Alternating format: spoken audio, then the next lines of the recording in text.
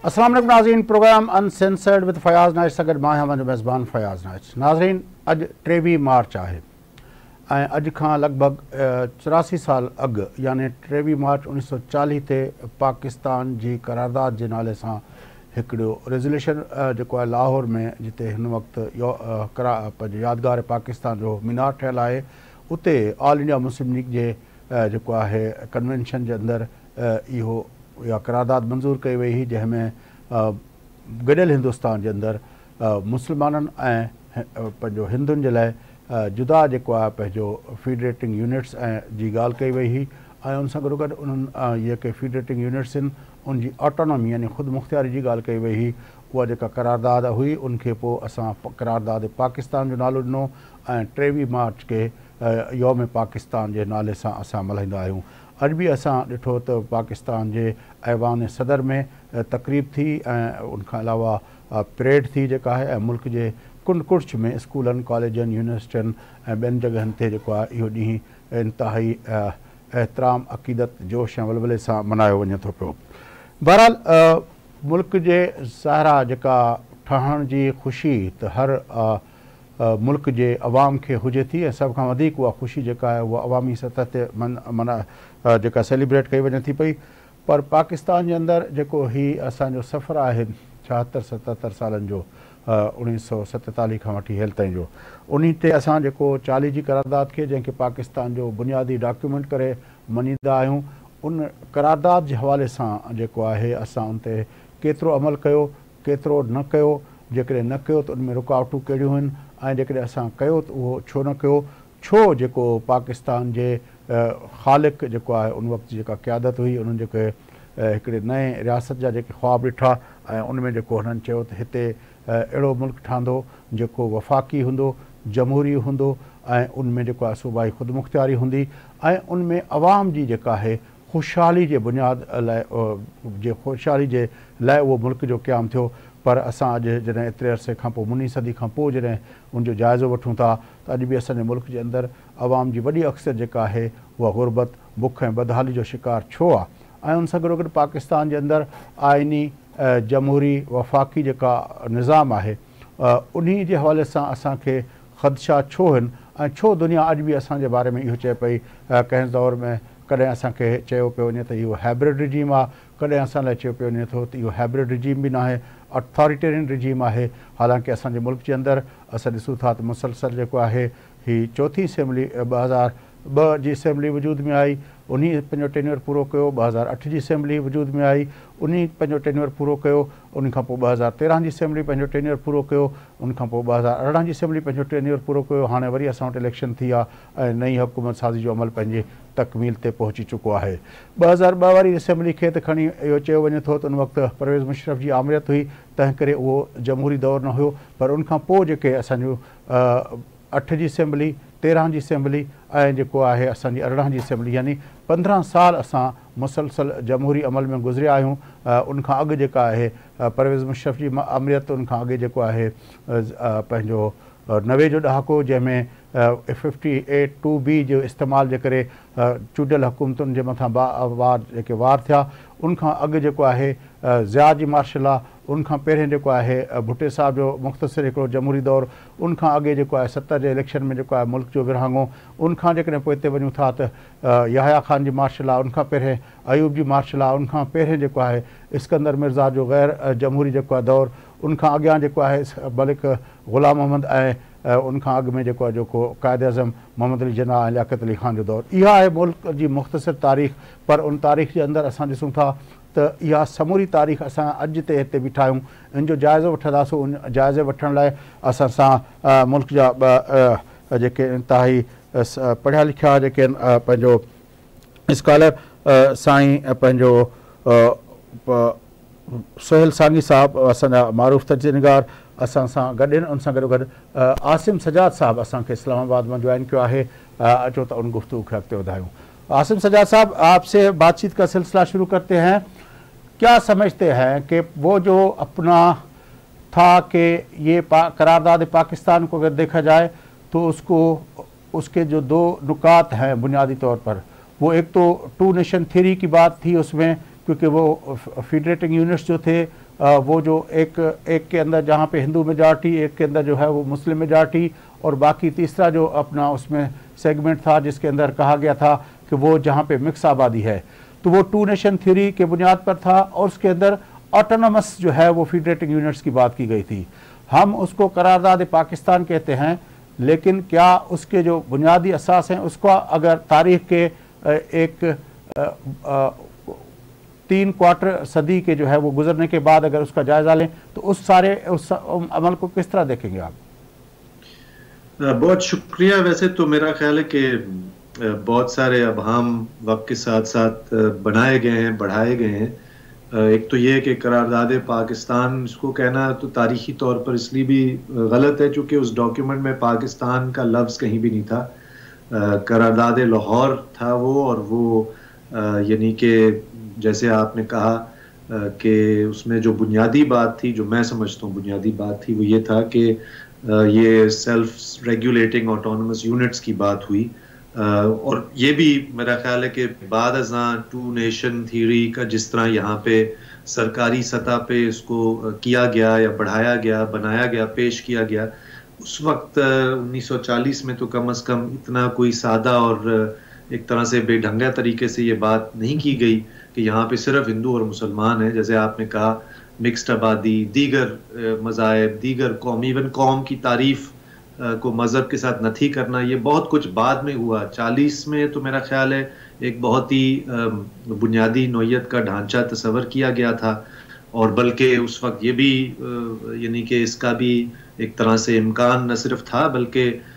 यानी कि उसकी तहरीर करने वालों में से भी यही अमूमी ख्याल था कि ये एक पूरे हिंदुस्तान में एक कन्फेडरेशन होगी और ये जो मुस्लिम मेजॉरिटी एरियाज उसमें सेल्फ रेगुलेटिंग यूनिट्स होंगे। तो मेरा ख्याल है सबसे बुनियादी बात तो ये है कि हम अपने तारीख से भी वाकिफ नहीं, मतलब हकीकी तारीख से, और यही वजह है कि जैसे हम देखते हैं कि पाकिस्तान के 80 तकरीबन साल में कभी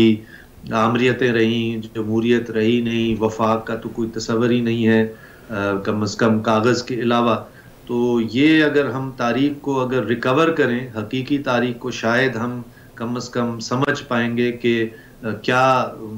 मुमकिन विजन्स थी उस वक्त और हम आज तक उन विजन्स को पूरा क्यों नहीं कर पाए। क्या वजह है कि आज भी हम उन्हीं मसाइल का शिकार हैं कि आप देख रहे हैं कि अभी इस नए, जब से ये नई हुकूमत आई है तो कहीं ये खबर मिलती है कि 18वीं तरमीम को रोल बैक किया जाएगा and so on and so fourth. तो हम उन्हीं चीज़ों में बार बार पिसते चले जाते हैं, और मैं समझता हूँ उसकी एक बड़ी वजह यह है कि हम हकीकी तारीख से वाकिफ़ ही नहीं है। अच्छा, ये जो इस करारदाद को अगर कायद-ए-आज़म मोहम्मद अली जिन्ना साहब के जो 14 नुकात हैं उनसे मिला के देखा जाए तो जो आप बात कर रहे हैं कि वो अपना उसके पहला नुक्ता जो था वो भी यही था कि सूबों के अंदर the form of the future constitution should be federal with the residuary power vested in province, सूबाई खुद मुख्तारी की बात की थी। दूसरा नुक्ता भी था कि autonomy of the all provinces will be granted, उसके अंदर uniform autonomy for all provinces की बात की गई थी। मुख्तलिफ नुकात थे। तो जो सूबाई खुद मुख्तारी का तस्वुर था, अगर उसमें जो 14 नुकात को देखें या उसको ले आए हम 40 की करारदाद तक, तो वो फिर पाकिस्तान बनने के बाद यानी 1947 के बाद जब हमने पाकिस्तान बना लिया तो फिर ये दोनों चीज़ें हमें उसके बाद नज़र नहीं आई, क्योंकि वो जो हमने पहला जहाँ से शुरुआत की वो हमने शुरुआत की अपना करारदाद मकासद से। आइन तो आइन साज असेंबली नहीं बना सकी, लेकिन उसने करारदाद मकासद का वो कर ली। हालांकि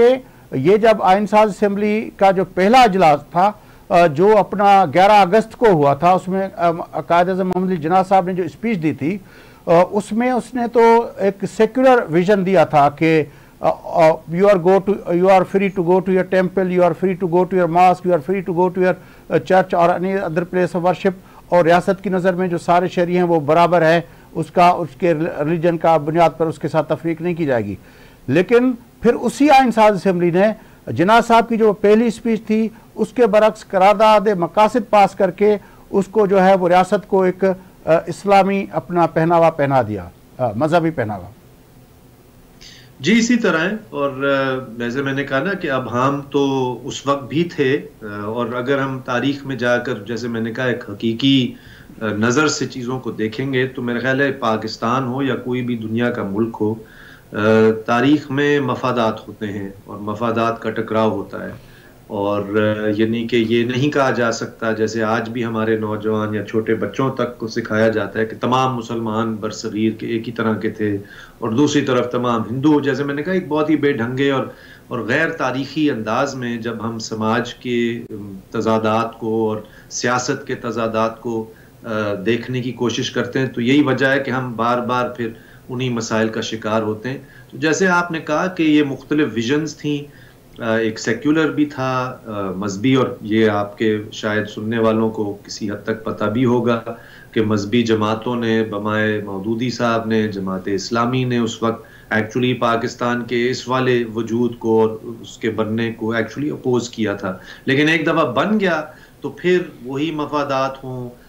ज़मींदार हों, जागीरदार हों, और ऑफ कोर्स हमारे यहाँ सबसे ज़्यादा जो सरकारी अफसरशाही है, सिविल और मिलिट्री जो अफसरशाही है, जो कि हैं ही गैर जमहूरी इदारे, जो कि कलोनियल कंस्ट्रक्शंस हैं, यानी कि कलोनियल रियासत जो हमें विरसे में मिली, वो कोई जमहूरी रियासत तो थी नहीं। तो ये बहुत सारे मफादात थे, और इस मफादात के इस लड़ाई में, जंग में, एक तो अवाम की बात भी अगर हम यहाँ पे करें कि अवाम की नुमाइंदगी कौन कर रहा था, वो कौन से हल्के थे, कौन सी कुव्वतें थीं, और उनको तो बतदरीज आज दिन तक हम देखते आ रहे हैं कि जब भी अवाम की बात हो, वफाकियत की बात हो, जमहूर की बात हो, निचले तबके की बात हो, तो यहाँ पे नारा शुरू हो जाता है कि ये तो सब गद्दार हैं, ये तो मुल्क के मफादात के खिलाफ हैं। तो ये नहीं सर, ये तो अब होता है ना, थी और आज भी हैं। आसिम सज्जाद साहब, वो अब होता है। मेरे ख्याल में सांगी साहब को इस डिबेट के अंदर मौका देते हैं कि वो इस सिलसिले में अगर कुछ कहना चाहें, कुछ ऐड करना चाहें या कुछ पूछना चाहें। मेरा ख्याल है कि पाकिस्तान जो बना वो तो 40 की करारदाद उसकी बुनियाद है, जो उसका डॉक्यूमेंट है, और जो करारदाद मकासद है उसने 40 की करारदाद को रिप्लेस किया है। उसने कायद आज़म की उस 11 अगस्त वाली तकरीर को भी रिप्लेस किया है। एक तो ये है। दूसरी चीज़ जो है, मैं समझता हूँ कि मुस्लिम लीग की क़यादत को और हमारे हिस्से में यहाँ पर जो ब्यूरोक्रेसी आई पाकिस्तान के हिस्से में, इन दोनों में वो अहलियत ही नहीं थी कि वो पूरे तौर पर इन तमाम चीज़ों को अदराक करके, ठीक है मुल्क बना कैसे ही बना, जो भी आया उसको ठीक से चला पाते, उसके अंदर चले। वो जो भी 40 की करारदाद और जना साहब की जो भी तकरीर थी, वो उनको रख करके, अलग रख करके भी अगर देखें तो उन्होंने ठीक से चलाने की कोशिश भी नहीं की, और नतीजे में ये हुआ कि हमने जो इंतखाबात थे वो भी ठीक से नहीं कराई, शुरू में उठते ही 50 वाली शुरू की दिहाई के उसमें। फिर ये भी बनाया कि भाई हमने दूसरी उस पूरे को नफ़ी कर दिया जो कि तारीखी हक़ाइक़ थे, कि भाई हमने चूँकि यूनिट बना दिया यहाँ पर तमाम सूबों को जोड़ करके, और कहा कि ये बंगाल के साथ जो है पेरिटी कर रहे हैं। ये नहीं, वो बंगालियों कहा कि तुम्हारा वैसे तो कद छोटा है लेकिन तुम तादाद में बड़े हो, तो अब तुमको हम ला के बराबर करते हैं। तो वो ले आए, नतीजे में उन्होंने अलग से भुगता, हमारे पाकिस्तान के इस हिस्से में जो अभी पाकिस्तान है यहाँ के लोगों ने एक अलग भुगता। फिर तीसरी चीज़ जो इन्होंने इंट्रोड्यूस की, चूँकि हमारी जो उस वक्त मुस्लिम लीग की क़यादत थी उसमें भी सलाहियत नहीं थी, ब्यूरोक्रेसी में नहीं थी, तो एकदम से मार्शल आया, और मार्शल के ज़रिए चीज़ों को, मार्शल तो 10 साल के बाद आया ना, 47 से 58 में मार्शल आया। मैं वही अर्ज कर रहा हूँ कि वो उनकी तो मुसलसल नाकामी रही ना, तो नहीं हुआ। तो फिर ये उन्होंने कहा कि ये तजुर्बा कामयाब है, और उसी कामयाब तजुर्बे को ले करके जो उनकी नज़र में कामयाब था वो ले करके चलते रहे, और फिर तो हम। अच्छा, मेरा एक इस डिबेट को आगे ले चलते हैं, अगते बताएं उसे। हाँ सर। आसिम सज्जाद साहब, ये जो मैं आज तक मैंने कई मरतबा ये सवाल किया है, जब भी 23 मार्च होती है या 14 अगस्त होती है, तो मेरे जहन में ये सवाल आता है कि जब कायद आज़म मोहम्मद जिन्ना साहब के पास इतना क्लियर विजन उसने आइन साज असम्बली को दिया 11 अगस्त की स्पीच के अंदर, और उस वक्त जो हमारी आइन साज असम्बली थी उसके अंदर बंगालीज थे हमारे दोस्त उस वक्त, क्योंकि यूनाइटेड पाकिस्तान था, 71 का सानिया नहीं हुआ था, तो वो एक ईस्ट और वेस्ट पाकिस्तान की मुश्तरका असम्बली थी। तो बंगालीज जो थे उसके बारे में भी ये तासुर था कि वो एक सेक्युलर माइंडसेट के थे, भाषानी से लेकर सोहरवर्दी से लेकर हमारे बाकी जो अपना मायदीन थे वहाँ से। फिर खैबर पख्तूनख्वा जो इस वक्त हमारा है, जो उस वक्त नॉर्थ वेस्ट फ्रंटियर प्रोविंस था, उसमें अपना खान साहब, डॉक्टर खान साहब वाले और खुदाई खिदमतगार जो थे वो वहाँ पे उनकी अक्सरियत थी। तो वो भी जो थे वो एक सेक्युलर माइंडसेट के लोग थे। पंजाब जो था वो 46 की इलेक्शन और उससे पहले यूनियनिस्ट पार्टी थी, वो भी एक सेक्युलर माइंडसेट की जो है वो उस तरह की थी। सिंध के अंदर जो थी वो जो अपना GM सैद से लेकर अयूब खोड़ो साहब से लेकर बाकी जो यहाँ पे हमारे सियासी अमायदीन थे, उनकी भी जो शनाख्त थी वो एक तरह से कोई मजहबी और फंडामेंटलिस्ट और अपना वो नहीं थी। बलूचिस्तान के लिए सार मोर यही सूरत हाल थी। तो हम कायद-ए-आज़म के उस क्लियर विजन के बावजूद भी हम करारदाद मकासद की तरफ गए, उसके पीछे क्या वजूहत थी? देखिए, मेरे नज़दीक ये जो अभी सांगी साहब ने कहा ना कि वो नाकाम हुए, सही तरह से नहीं चलाए, मेरा थोड़ा सा इसको एक और तरह से मैं देखता हूँ जिसमें करारदाद मकासद की भी बात आती है। जब मैंने कहा कि मफादात की जंग होती तो वो जो मफादात हैं जो अवामी मफादात नहीं है, जो एक मखसूस, वो चाहे वो अफसरशाही हो, चाहे वो ज़मींदार हो, चाहे वो मजहबी हल्के हों, मेरा ख्याल है कि वो उन्होंने बिल्कुल अपने तौर पर ही सही तरह से इस मुल्क को चलाया है बमाए करारदाद मकासद से लेकर आज दिन तक, क्योंकि उनके मफादात है ना जी, वो इक़्तिदार पर काबिज रहना चाहते हैं और फिर अवाम को वो एक ख़ास तरह का चूरन बेचते हैं कि अपने इस सारे मफादात के हुसूल के पीछे इसको पर्दा लगाने के लिए वो था मज़हब, वो था इस्लाम, और वो शुरू दिन से ही इंट्रोड्यूस किया गया कि ये सब कुछ इस्लाम के नाम पर हो रहा है। और अगर इस पे किसी ने एतराज़ किया, बंगालियों ने किया, पश्तूनों ने किया, सिंधियों ने किया, या किसी मजदूर किसान ने किया, या अगर कोई सोचने समझने वाले सेक्युलर लोगों ने किया, तो वो जैसे मैंने कहा उन पर इल्ज़ाम फौरी तौर पे लग जाए कि ये तो करारदाद मकासद के बिल्कुल उसूलों के खिलाफ है। तो ये क्यों हुआ? ये इसलिए हुआ। एंड बाय द वे इसमें एक और पहलू मेरा ख्याल है हमें हमेशा सामने रखना चाहिए पाकिस्तान के वजूद में आने के फौरन बाद, कि यहाँ पे मगरबी साम्राज्य के भी मफादात थे। अच्छा। और मगरबी साम्राज्य ने माइंड यू सिर्फ बरसगीर या इस हिंदुस्तान तकसीम के करदा हिंदुस्तान के अंदर नहीं, बल्कि पूरे मशरकी वस्ता में आप देखेंगे कि सेक्युलर, नेशनलिस्ट, प्रोग्रेसिव हुक्मरान जो 50-60 की दहाई तक मौजूद थे पाकिस्तान समेत, हर जगह उन्होंने रिलीजन को, मजहब को वेपनाइज किया। और आज आप देखते हैं पूरे जहां पे भी मुसलमान मुल्क हैं वहां पे वो प्रोग्रेसिव सेक्युलर हल्के जो है ना वो पसपाई का शिकार हैं, और आप देखते हैं कि मजहबी हल्के जो है ना आगे आ गए हैं। मतलब कई दिहाइयों पर मुहित ये एक प्रोजेक्ट था। तो ये मफादात की इस जंग में, और इस सियासत इसी का नाम है, और सवाल इसको समझना का है कि भी जैसे आपने कहा कि क्यों और कैसे ये सब कुछ हुआ। और मेरा ख्याल है करारदाद मकासद उसका पहला, यानी कि आप कह सकते हैं सुतून था, लेकिन ये सिलसिला फिर उसके बाद बढ़ता ही चला गया, और फिर आपने देखा कि बाकायदा यहाँ तक पहुंचे जहाँ तक हम आज खड़े।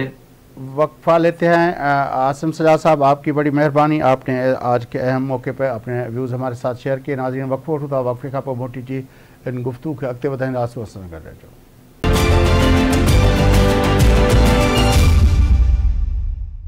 वेलकम बैक नाज़रीन, अचो प्रोग्राम के सिलसिले के अॻिते वधायूं। गुफ्तगू हलंदड़ आहे 23 मार्च 1940 करारदाद पाकिस्तान जो ॾींहुं ऐं उन खां पोइ 1947 में पाकिस्तान जो वजूद ऐं उन खां पोइ जेका ही मुनी सदी जो सफ़र आहे, उन सफ़र जो जाइज़ो वरितो सुबह वक़्फ़े खां पहिरें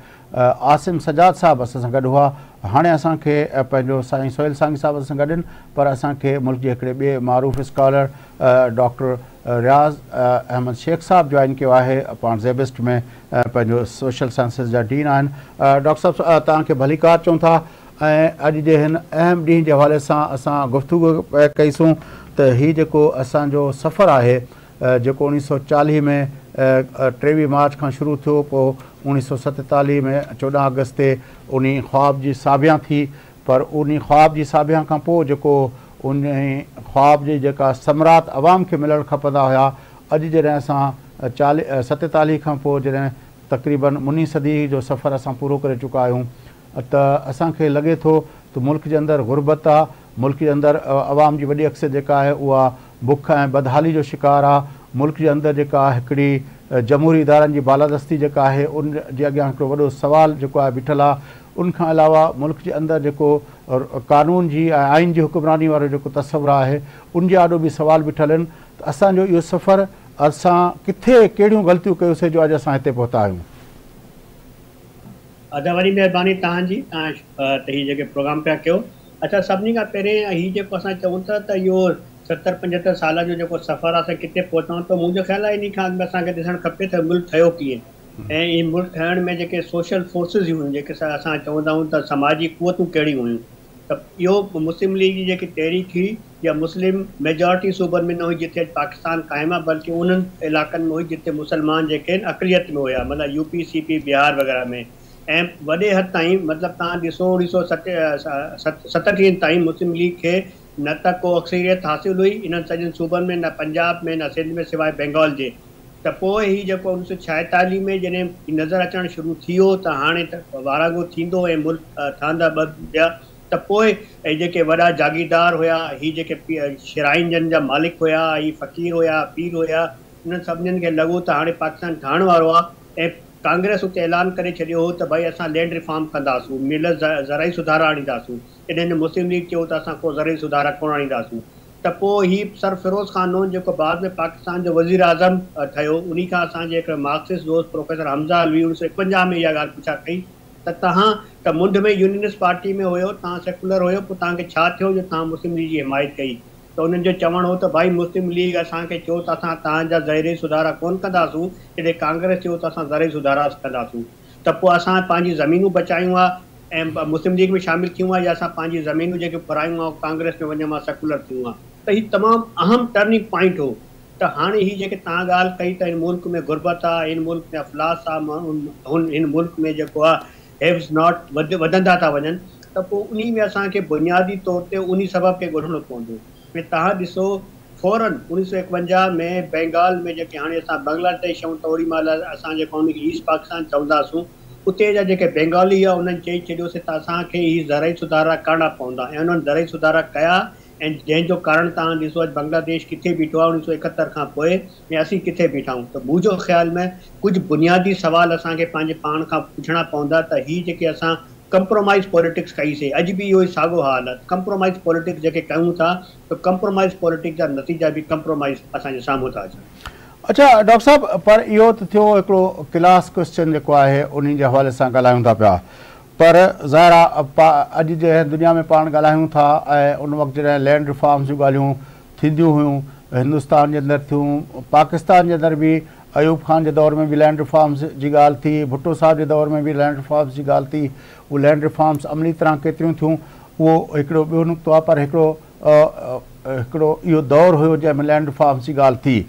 हाणे त हिंदुस्तान समेत पंहिंजो हिन रीजन छा पूरी दुनिया जे अंदरि जेको आहे उहो सरमाएदाराना निज़ाम जी ॻाल्हि आहे ऐं चीन खां वठी पूरी दुनिया जो जेकॾहिं असां मंज़रनामो ॾिसूं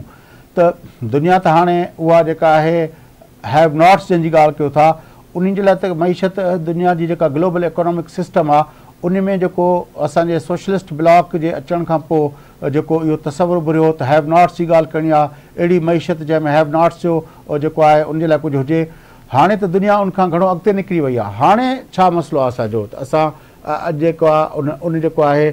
दुनिया उन जेको कैपिटलिस्ट मोड ऑफ इकोनॉमी मां उनजा जेके हैव नॉट्स आहिनि उहे मुस्तफ़ीज़ पिया थियनि, पर असांजो जेको हैव नॉट आहे उहो अॼु बि जेको आहे बुख ऐं बेरोज़गारी जे भर चढ़ियल आहे। जी अदा, उनजो कारण इहो ई आहे न, असां हिन मुल्क में त न त को इंडस्ट्री हुई न त को इंडस्ट्रियल सेटअप ठाहियोसीं।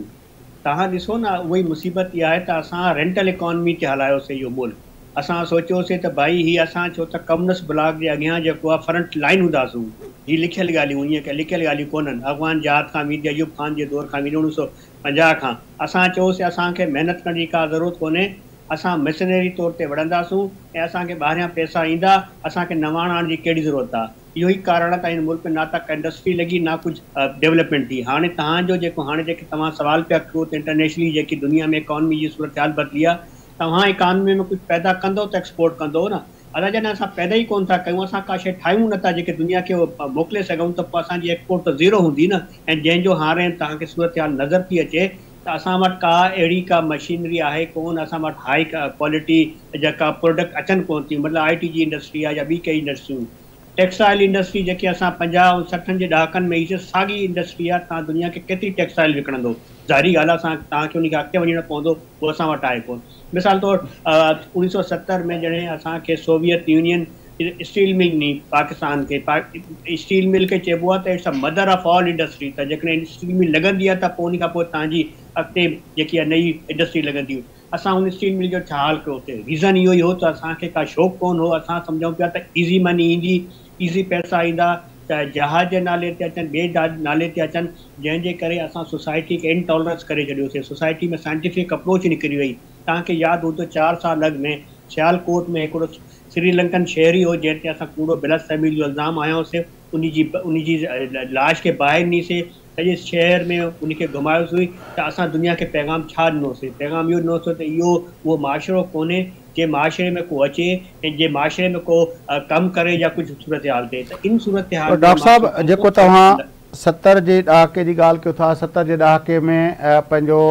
स्टील मिल्स ऐं heavy mechanical complex, heavy electrical complex, उनखां पोइ असांजी जेका स्टेट ओन जेका असांजी इंडस्ट्री लॻी, जंहिंमें पाक सऊदी फर्टिलाइज़र ऐं उनखां अलावा पाक चाइना, पाक जेको आहे अरब जेको आहे फर्टिलाइज़र जा कारखाना लॻा। उन दौर में जेको आहे नेशनलाइज़ेशन जी पॉलिसी बि ठही ऐं सनअतुनि खे वरितो वियो। इहो बि मुल्क जे अंदरि हिकिड़ो डिबेट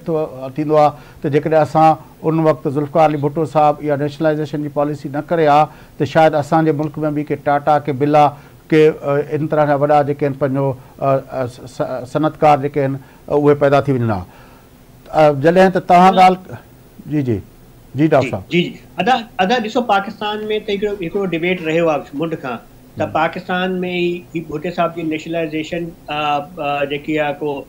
काराइती साबित कोन थी। मुंहिंजो ख़्यालु आहे त इन खां अॻिते हली करे ॾिसजे। मां छड़ो उन एज जी ॻाल्हि कोन थो कयां, दौर जी ॻाल्हि कोन थो कयां, मां हिकिड़ो सिंबॉलिक तव्हांखे ॾसियां पियो त ई शयूं। मतिलबु 1971 में जॾहिं मुल्क ड्राई हो, मुल्क टुटी वियो, जेकॾहिं इहो नेशनलाइज़ेशन न हुजे हा त शायदि इहो मुल्क अॻिते वधी कोन सघे हा। इहो चवणु मुंहिंजो मक़सदु कोन्हे। मक़सदु इहा आहे त मसइला एजुकेशन सेक्टर जी मां ॻाल्हि थो कयां, त उन दौर में एजुकेशन सेक्टर जेको हो उन में न्यू लिबरल इकॉनमी कोन हुई। न्यू लिबरल इकॉनमी जे करे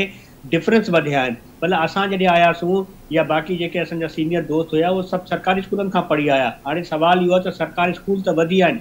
क्वालिटी ऑफ एजुकेशन जेकी आहे उहा सरकारी स्कूलनि में जेके आहे हाणे उहा रही कोन्हे जेकी अॻियां हुई, उनजी जाइ ते हाणे न्यू लिबरल इकॉनमी अची वई आहे। सुवालु इहो आहे त ऐं जॾहिं तव्हां हीअ जेके तव्हां ॻाल्हियूं कयो था कैपिटलिस्ट सोसाइटी जी, त अॼु बि वेस्ट में सरकारी ऐं पब्लिक सेक्टर स्कूल जेको आहे उनजी अहमियत हूंदी आहे, उते जी शयुनि खे वधीक अहमियत ॾिबी बि आहे। त सुवालु इहो आहे त हिन मुल्क में जेको ओवरऑल डिक्लाइन आयो आहे उन खे थोरो लार्जर डिबेट में आणिजे त हिन मुल्क जा कुझु यूनिक इशूज़ आहिनि जेके असां पंहिंजे हथनि खां क्रिएट कया आहिनि, ऐं उन मसइलनि खे असां बजाए उन जेके घटि करण जे उनखे वधाईंदा था वञूं डिफरेंट फैक्टर्स खां। साईं साहब तव्हां अचूं था कंक्लूड करण लाइ तव्हां इन सॼे डिबेट खे जेको आहे ॻाल्हि आहे, उन में जेके बेसिक सुवाल आहिनि उहो त इहो ई आहे, उहो त इन जे लाइ उन में बेसिक सुवाल ई इहो आहे त भई तव्हां माण्हुनि खे हक़ु ॾियो ऐं हिते पूरी तरह सां हिकिड़ो जमहूरी निज़ाम आणियो जेको न हाइब्रिड हुजे न अथॉरिटेरियन हुजे। पार्लियामेंट्री बेसिक जेका आहे उहा डिसीजन करे, ग़लति थींदा सही थींदा इहो हिकिड़ो प्रोसेस आहे। ॿिए तरफ़ जेको मुल्क जी इकानमी आहे ऐं तव्हांजो जेको स्टेट जो स्ट्रक्चर आहे उन ते तव्हां वधीक तवजो ॾियो। इहे कुझु बेसिक सुवाल आहिनि ऐं उहे ई आंसर कंदा तव्हां जंहिं मक़सद जे लाइ मुल्क ठाहियो उन खे। वॾी महिरबानी सोहेल सांग साहब तव्हांजी, साईं डॉक्टर रियाज़ अहमद शेख साहब तव्हांजी वॾी महिरबानी। नाज़रीन, 23 मार्च 1940 जी करारदाद पाकिस्तान ऐं 1947 में पाकिस्तान जी जेको ख़्वाबु हो उहो साबिया थियो ठहण जो, पर उनखां पोइ उन ख़्वाब जो जेको असुलु जेकी साबिया आहे त मुल्क जी अवाम जी ख़ुशहाली वारो जेको ख़्वाबु हुयो, जेके असांजे फोर फादर्स ॾिठो, जेके पाकिस्तान में फाउंडर्स हुया उन्हनि ॾिठो, जेका उन वक़्त जी क़यादत जंहिं ॾिठो, असां अॼु उन ख़्वाब जी साबिया जे हवाले सां जेका सूरत हाल आहे उनजो जाइज़ो वरितोसीं। प्रोग्राम जो वक़्तु पूरो थिए थो। पंहिंजे मेज़बान फयाज़ नाइच असांजे स्कॉलर्स खे ॾींदा इजाज़त। सदाईं गॾु।